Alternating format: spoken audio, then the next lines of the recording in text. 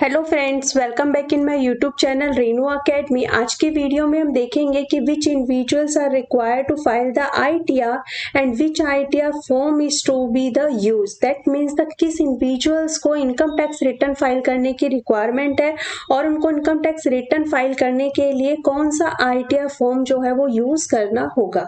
सबसे पहले हम देख लेते हैं कि जो ड्यू डेट्स है आईटीआर फाइल करने की financial year 2021, that means assessment year 21-22 के लिए जो ड्यू डेट है वो नॉन ऑडिट आईटीआर है तो उस केस में 31 दिसंबर 2021 है, एंड अगर ऑडिट आईटीआर है तो 15 जनवरी 2022 है। देन बिलेटेड और रिवाइज्ड इनकम टैक्स रिटर्न के लिए जो डेट है वो 31 मार्च 2022 है। ठीक है, now come to the next point कि the which individuals are required to file the ITR for assessment year 2021-22 के लिए कि कौन से इंडिविजुअल्स को आईटीआर फाइल करने की रिक्वायरमेंट है।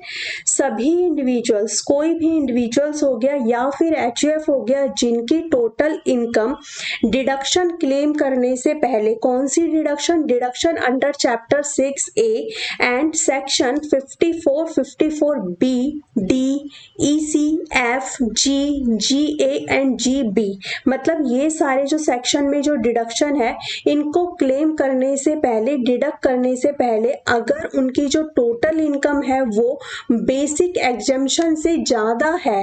ठीक है, अब बेसिक एग्जम्पशन कितनी है हमारी, तो इंडिविजुअल अगर बिलो है 60 इयर्स तो 2.5 लाख है, अबव 60 इयर्स लेकिन अगर बिलो है 80 इयर्स देन 3 लाख है, एंड अबव 80 इयर्स 5 लाख है। ये जो बेसिक लिमिट है, ठीक है, बेसिक एग्जम्पशन लिमिट से ज्यादा होती है टोटल इनकम, तो उस केस में सभी इंडिविजुअल्स को, एचयूएफ को इनकम टैक्स रिटर्न फाइल करनी होगी असेसमेंट ईयर 21-22 के लिए।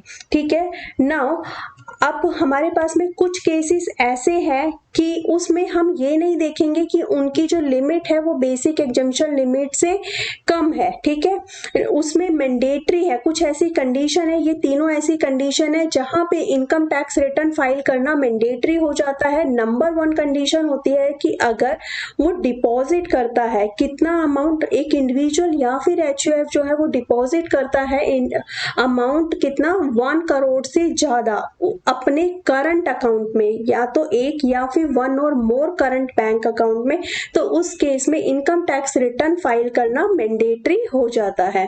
ठीक है, अगर उसका जो एग्रीगेट एक्सपेंडिचर है वो 2 लाख से ज्यादा है, मोर देन 2 लाख है, किसके ऊपर, फॉरेन ट्रेवल पर, या तो फिर सेल्फ पर किया है, अपने ऊपर किया है, या फिर किसी दूसरे पर्सन पर उसने फॉरेन ट्रेवल के ऊपर 2 लाख से ज्यादा एक्सपेंडिचर किया है, तो उस केस में भी उनको इनकम टैक्स रिटर्न फाइल करना मैंडेटरी होगा।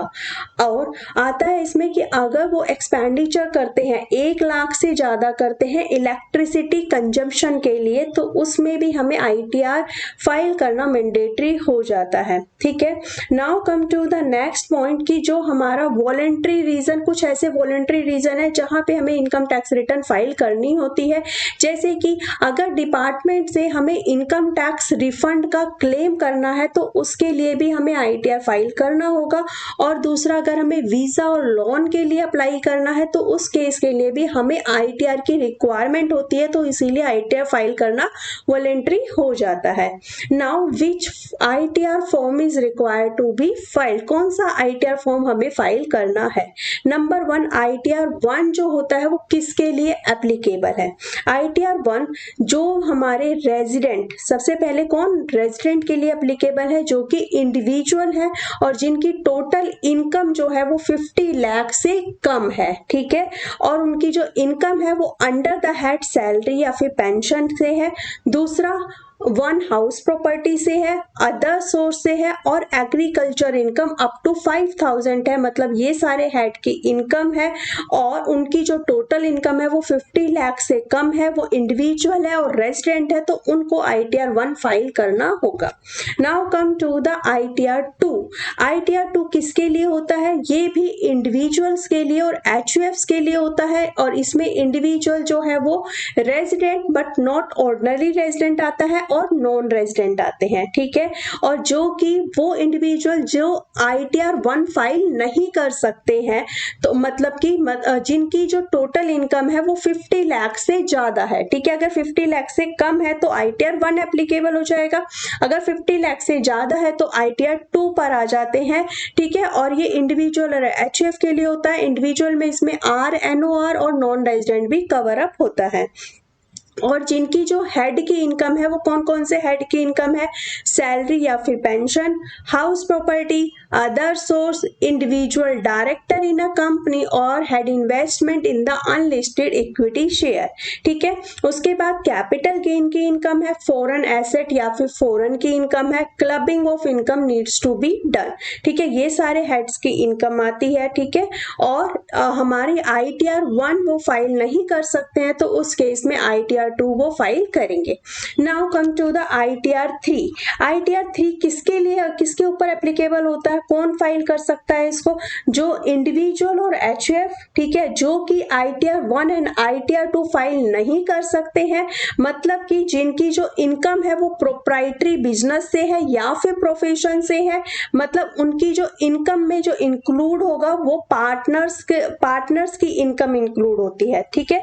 तो उनके लिए ITR 3 एप्लीकेबल होता है। यानी कि ITR 3 जो है वो यू हैव प्रिजम्पटिव इनकम होनी चाहिए अलोंग विद कैपिटल गेन, ठीक है। आपकी प्रिजम्पटिव इनकम है और कैपिटल गेन उसमें है तो आपको ITR 3 फाइल करना है। अब ITR 4 कौन फाइल कर सकता है, ITR 4 जो है वो इंडिविजुअल और HUF यूज कर सकते हैं और partnership firm which are resident और जो कि ITR 1 एंड ITR 2 फाइल नहीं कर सकते हैं और जिनकी इनकम जो है वो बिजनेस इनकम से है, presumptive income scheme under section 44AD 44AE और professional income प्रेजेंटिव income scheme under section 44ADA, मतलब कि जो ITR can not be used if you have a capital gain income, ठीक है। मतलब अगर आपकी जो कैपिटल गेन की इनकम है तो आप ITR 4 फाइल नहीं कर सकते हैं, तो उस केस के लिए आपका ITR 3 एप्लीकेबल हो जाएगा, क्योंकि ITR 3 में जो है वो हमारी प्रेजेंटिव income along with capital gain आती है, लेकिन ITR 4 के अंदर हमारे कैपिटल गेन की इनकम नहीं आती है, ठीक है। ITR 4 में सिर्फ हमारी प्रेजेंटिव इनकम आती है, ठीक है। होप सो आपको वीडियो पसंद आई होगी। वीडियो पसंद आई है तो प्लीज वीडियो को लाइक कीजिए, शेयर कीजिए, subscribe my YouTube channel for the latest update and notification. मिलते हैं नेक्स्ट वीडियो में। Thank you so much.